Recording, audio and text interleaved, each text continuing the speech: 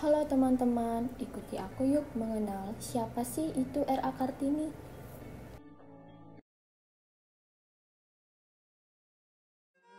Raden Ajeng Kartini atau yang bernama asli Raden Ajeng Mawardi lahir di Jepara, Hindia Belanda pada tanggal 21 April 1879.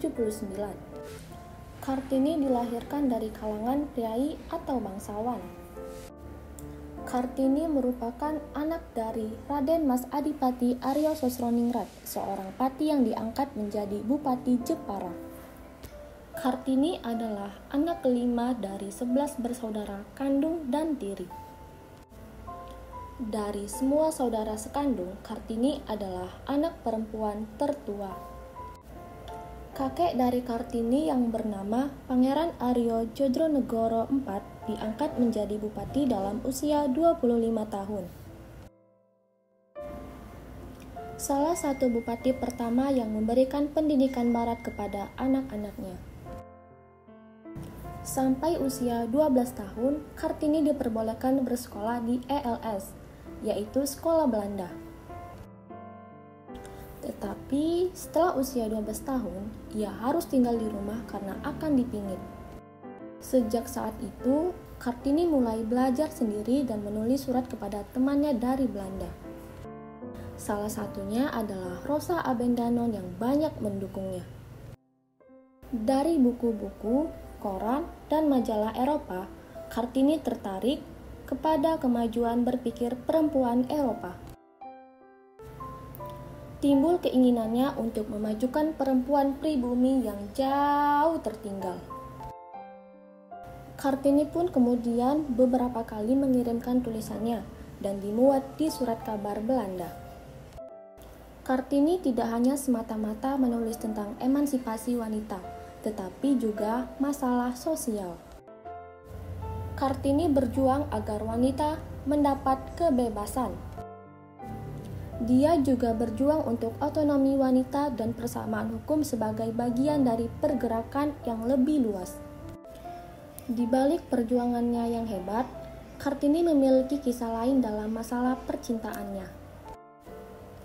Oleh orang tuanya, Kartini dijodohkan oleh Bupati Rembang KRM, yaitu Adipati Aryo Singgi Jojo Adiningrat, yang sejatinya sudah pernah memiliki 3 orang istri secara sah.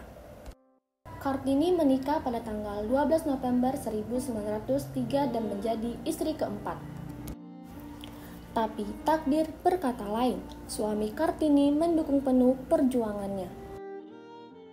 Setelahnya, Kartini mendirikan sekolah wanita pertamanya di komplek Kadipaten Rembang. Kartini meninggal pada usia yang sangat muda, yakni 25 tahun di tengah gencarnya dia berjuang. Setelah Kartini wafat, Mr. Abendanon mengumpulkan dan membukukan surat-surat yang pernah dikirimkan R.A. Kartini pada teman-temannya di Eropa. Saat itu, Mr. Abendanon menjabat sebagai Menteri Kebudayaan, Agama, dan Kerajinan di Hindia Belanda. Buku itu berjudul Dari Kegelapan Menuju Cahaya. Berkat kegigihan R.A. Kartini, didirikan sekolah wanita oleh Yayasan Kartini di Semarang pada tahun 1912. Kemudian disusul di Surabaya, Yogyakarta, Malang, Madiun, Cirebon, dan daerah lainnya. Yayasan Kartini ini didirikan oleh keluarga Van Deventer, seorang tokoh politik etis Belanda. Pada tahun 1922, Balai Pustaka menerbitkannya ulang buku Door Twisternis to Richard dengan judul baru yang diterjemahkan. Buku itu berjudul